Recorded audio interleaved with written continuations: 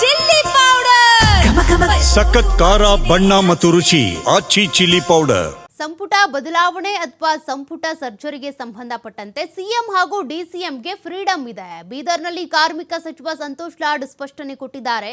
Congress high command ತೀರ್ಮಾನವೇ ಅಂತಿಮವಾಗಿರುತ್ತೆ, ಆದರೆ CM ಹಾಗೂ ಡಿಸಿಎಂಗೆ ಒಂದು ಫ್ರೀಡಂ ಇರುತ್ತೆ ಅನ್ನೋದನ್ನು ಕೂಡ ಸ್ಪಷ್ಟನೆ ಕೊಟ್ಟಿದ್ದಾರೆ ಸಂತೋಷ್ ಲಾಡ್ ಅವರು. ಬಿಜೆಪಿಗರ ಪ್ರಕಾರ ನವೆಂಬರ್ ಕ್ರಾಂತಿ ಅಂದ್ರೆ ಗಡ್ಕರಿ ಅವರು ಪಿಎಂ ಆಗೋದು ಅನ್ಸುತ್ತೆ ಅಂತ ವ್ಯಂಗ್ಯವಾಡಿದ್ದಾರೆ. ಇನ್ನು ನಿತಿನ್ ಗಡ್ಕರಿ ಚೆನ್ನಾಗಿ ಕೆಲಸ ಮಾಡ್ತಾರೆ, ಹೀಗಾಗಿ ಅವ್ರು ಪಿಎಂ ಆಗುವಂತ ಸಾಧ್ಯತೆ ಇದೆ ಅನ್ಸುತ್ತೆ. ಬಿಜೆಪಿಗರ ಪ್ರಕಾರ ನವೆಂಬರ್ ಕ್ರಾಂತಿ ಅಂದ್ರೆ ಇದೇ ಏನೋ, ಹಾಗಾಗಿನೇ ಅವ್ರು ಈ ರೀತಿಯ ಕ್ರಾಂತಿ ಬಗ್ಗೆ ಮಾತನಾಡ್ತಾ ಇದ್ದಾರೆ ಅಂತ ಕಾರ್ಮಿಕ ಇಲಾಖೆ ಸಚಿವರಾಗಿರುವಂತ ಸಂತೋಷ್ ಲಾಡ್ ಅವರು ಪ್ರತಿಕ್ರಿಯೆ ಕೊಟ್ಟಿದ್ದಾರೆ. ಇನ್ನು ಸಚಿವ ಸಂಪುಟ ಬದಲಾವಣೆ ಇರ್ಬೋದು, ಸಿಎಂ ಬದಲಾವಣೆ ಇರ್ಬೋದು, ಈ ಚರ್ಚೆಗಳೇನು ನಡೀತಾ ಇದೆ. ಕಾಂಗ್ರೆಸ್ನ ಹೈಕಮಾಂಡೇ ನಮ್ಮಲ್ಲಿ ಅಂತಿಮ, ಕಾಂಗ್ರೆಸ್ ಹೈಕಮಾಂಡ್ ಏನು ಹೇಳುತ್ತೋ ಅದೇ ನಿರ್ಧಾರವನ್ನು ತೆಗೆದುಕೊಳ್ಳಲಾಗುತ್ತೆ. ಜೊತೆಗೆ ಸಂಪುಟ ಬದಲಾವಣೆ ವಿಚಾರದಲ್ಲಿ ಸಿಎಂ ಮತ್ತೆ ಡಿಸಿಎಂಗೆ ಫ್ರೀಡಂ ಇದೆ ಅನ್ನೋದ್ರ ಬಗ್ಗೆ ಕೂಡ ಬೀದರ್ನಲ್ಲಿ ಪ್ರತಿಕ್ರಿಯೆ ಕೊಟ್ಟಿದ್ದಾರೆ ಸಂತೋಷ್ ಲಾಡ್ ಅವರು. ಇನ್ನು ಬಿಜೆಪಿಗರ್ ಹೇಳೋ ಪ್ರಕಾರ ನವೆಂಬರ್ ಕ್ರಾಂತಿ ಅಂದರೆ ಏನು ಅಂತ ಕೇಳಿರೋ ಪ್ರಶ್ನೆಗೆ ಮೇ ಬಿ ನಿತಿನ್ ಗಡ್ಕರಿ ಅವರು ಪ್ರಧಾನಿ ಆಗಬಹುದೇನೋ, ಯಾಕಂದರೆ ಚೆನ್ನಾಗಿ ಕೆಲಸ ಮಾಡ್ತಾರಲ್ಲ ಅವರು, ಹಾಗಾಗಿ ಅವ್ರ ಪ್ರಕಾರ ಅದೇ ಇರಬಹುದು ಅಂತ ಕೂಡ ಲೇವಡಿ ಮಾಡಿದ್ದಾರೆ. ಆ ಥರ ಚರ್ಚೆ ಮಾಡಂಗಿದ್ರೆ ಮುಖ್ಯಮಂತ್ರಿಗಳಿಗೆ ಆಮೇಲೆ ಉಪಮುಖ್ಯಮಂತ್ರಿಗಳಿಗೆ ಸಂಪೂರ್ಣ ಫ್ರೀಡಮ್ ಇದೆ. ಅದರ ಜೊತೆಗೆ ಹೈಕಮಾಂಡ್ ಅವರು ತೀರ್ಮಾನ ಮಾಡಿ ಏನು ಫೈನಲ್ ಮಾಡ್ತಾರೆ ಅದು ಫೈನಲ್ ಆಗುತ್ತೆ. ಬಿಜೆಪಿ ಅವ್ರು 4 ತಿಂಗಳಿಂದ ಏನು ಕ್ರಾಂತಿ ಎಂಬ ಭ್ರಾಂತಿಯಿಂದ ಹೊರಗೆ ಬರ್ತೀವಿ ಸರ್, ಏನು ಹೇಳ್ತೀವಿ? ಅದೇ ಕ್ರಾಂತಿ ಅಂದ್ರೆ ಅದೇ ನಿತಿನ್ ಗಡ್ಕರಿ ಅವರು ಪ್ರಧಾನಮಂತ್ರಿ ಆಗ್ತಾರೆ ಅಂತ ಒಂದು ಕ್ರಾಂತಿ ಇದೆ, ಅದು ಅವ್ರು ಹೇಳ್ತಿರೋದು. ಕ್ರಾಂತಿ ಅಂದ್ರೆ ನಿತಿನ್ ಗಡ್ಕರಿ ಅವರನ್ನು ಪ್ರಧಾನಮಂತ್ರಿ ಆಗ್ಬಂತ ಕ್ರಾಂತಿ ಇದೆ, ಅದು ಕ್ರಾಂತಿ ಆಗ್ಬೋದು. ಎಲ್ಲ ಜನರಲ್ ಕ್ಯೂರಿಯಾಸಿಟಿ ಇದೆ, ಹಾಗೆ ಆಗುತ್ತಾ ಅಂತ.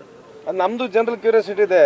ನಿತಿನ್ ಗಡ್ಕರಿ ಸಾಹೇಬರು ಡಿ ಇದ್ದಾರೆ, ಅವರು ಚೆನ್ನಾಗಿ ಕೆಲಸ ಮಾಡ್ತಿದ್ದಾರೆ, ಅವ್ರು ಪ್ರಧಾನಮಂತ್ರಿ ಆಗ್ತಕ್ಕಂಥ ಸಾಧ್ಯತೆ ಇದೆ ಅಂತ. ಅದೇ ಆ ಥರ ಚರ್ಚೆ ಮಾಡಂಗಿದ್ರೆ ಮುಖ್ಯಮಂತ್ರಿಗಳಿಗೆ ಆಮೇಲೆ ವಲ್ಲಭಭಾಯ್ ಪಟೇಲ್ 2 ಬಾರಿ ಆರ್ಎಸ್ಎಸ್ ಅನ್ನ ಬ್ಯಾನ್ ಮಾಡಿದ್ರು ಅವರ ಅವಧಿಯ ಸಂದರ್ಭದಲ್ಲಿ. ಬೀದರ್ನಲ್ಲಿ ಕಾರ್ಮಿಕ ಸಚಿವ ಸಂತೋಷ್ ಲಾಡ್ ಅವರು ಹೇಳಿಕೆ ಕೊಟ್ಟಿದ್ದಾರೆ. ಬಿಜೆಪಿಗರು ಅದನ್ನ ಮರ್ತ್ಬಿಟ್ಟಿದ್ದಾರೆ ಅನ್ಸುತ್ತೆ, ಅವ್ರಿಗೆ ಇದನ್ನ ನೆನಪು ಮಾಡಿಕೊಡಿ ನೀವು.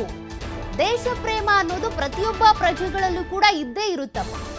ಆರ್ಎಸ್ಎಸ್ ನಿಂದ ಬಂದವ್ರಿಗೆ, ಆರ್ಎಸ್ಎಸ್ ನವ್ರಿಗೆ ಏನಾದ್ರೂ ಎಕ್ಸ್ಟ್ರಾ ದೇಶ ಪ್ರೇಮ ಬರುತ್ತಾ? ಆ ರೀತಿ ಏನಿಲ್ವಲ್ಲ, ಪ್ರತಿಯೊಬ್ರು ಕೂಡ ಭಾರತೀಯರು ದೇಶ ಪ್ರೇಮಿಗಳೇ ಅಂತ ಸಂತೋಷ್ ಲಾಡ್ ಅವರು ಕಿಡಿಕಾರಿದ್ದಾರೆ. ವಲ್ಲಭಭಾಯ್ ಪಟೇಲ್ ಸ್ಟ್ಯಾಚ್ಯೂ ಮಾಡಿದ್ರು ಗೊತ್ತಲ್ಲ, 3,000 ಕೋಟಿ ಖರ್ಚು ಮಾಡಿ. ವಲ್ಲಭಭಾಯ್ ಪಟೇಲ್ ಸಾಹೇಬರು ಕಾಂಗ್ರೆಸ್ನ ಆವಾಗಿನ ಕಾಲದಾಗಿದ್ದಂಥ, ನಮ್ಮ ಸರ್ಕಾರದಾಗಿದ್ದಂಥ, ಕಾಂಗ್ರೆಸ್ ಸರ್ಕಾರದಿದ್ದಂಥ ಹೋಮ್ ಮಿನಿಸ್ಟರ್ ಆಗಿದ್ದರು. ಅವಾಗ 2 ಬಾರಿ ಬ್ಯಾನ್ ಮಾಡಿದ್ರು ಅವರು RSSಗೆ. ಅವ್ರಿಗೆ ಮರ್ತಿದ್ದಂಗೆ ಇದ್ದಾರೆ, ಗಮನ ಇರಲಿ ಅಂತೇಳಿ. ಸರ್, ದೇಶ ಪ್ರೀತಿಸೋರೆಲ್ಲ RSS ಪ್ರೀತಿಸ್ತಾರೆ ಅಂತ ಪೋಸ್ಟರ್ ಅಂಟಿಸ್ತಿದ್ದಾರೆ ಸರ್. ಅವ್ರು ಅಂಟಿಸ್ಲಿ, ಈಗ ಮತ್ತೆ ಅವ್ರು ಏನೇನು ಹೇಳ್ಕೊಳ್ರಿ. ದೇಶ ಪ್ರೇಮಿ ಅಂತಕ್ಕಂಥ ಪ್ರತಿಯೊಬ್ಬರ ಹತ್ರ ಐತೆ. ನೀವು RSS ನಗಿದ್ದೀರಾ ನೀವು?